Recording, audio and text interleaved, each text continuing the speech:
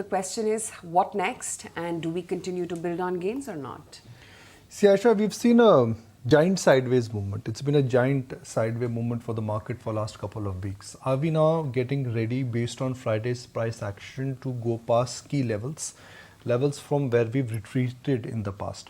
Friday's price action, in my book, it coincided with the fact that it was a new month, it was a new series, and there was definitely an extra element of bullishness which was there.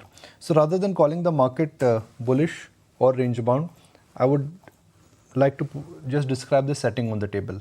If markets have to go higher in the short term, you would need global support, which is there. You need flows to stabilize, which they've stabilized, and you definitely need a little bit of momentum coming back in some of the key heavyweights like banks. So two out of the three ingredients which are required for markets to go higher in the short term, which will help market regain momentum, I think are intact.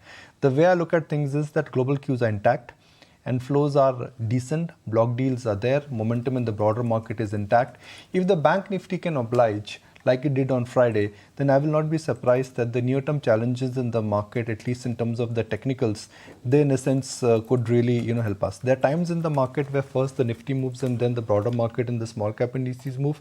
There are phases in the market where the momentum in the broader market per se really helps benchmark indices scale a new high. So I think the reverse factor is at play, but two out of three ingredients which will drive the market direction in the short term, I think they are favorable. But I guess the portfolio strategy has to be the same itself, right? Watch out from leverage stocks, watch out from those, mischievous high beta names, if you will. So Asha, when you are on the verge of a breakout, you actually would see beta to outperform.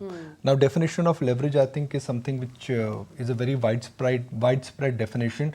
But the first principle of any trading market is that when you are nearing if there is chance of a breakout, then that's the time you don't stay on the short side.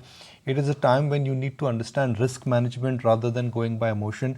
Just because Nifty has failed a couple of times in the past to go past 19,600 or has failed to scale 20,000, that does not mean it may not happen this time. So the first thing is that you do not want to go short.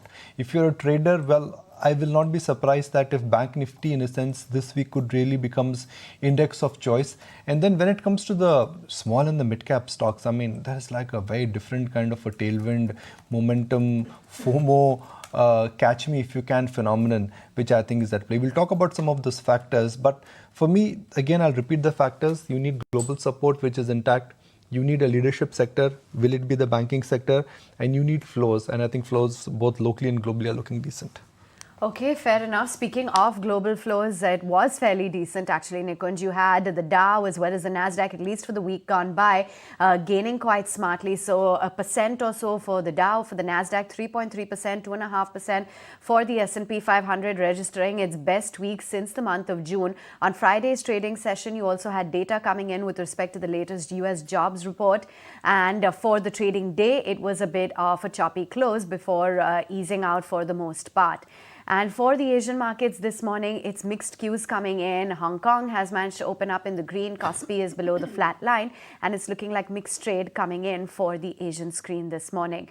You've also got Brent crude oil prices. They remain in focus. Remember, positive sentiment due to China and US economic data and the expectations of the ongoing crude supply cuts from the major producers. That's the GIFT Nifty at 19,571, absolutely flat.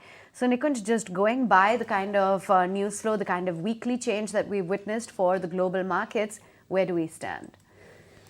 See, what is something which we really need to bring out for our viewers is the uptick which suddenly has happened in crude, material, metals, this entire commodity complex. And why that is important, because Friday's move, I will not use the word scary, but again, it is just coinciding with the fact that in the second half of this year, when inflation was supposed to go down, inflation seems to be moving higher.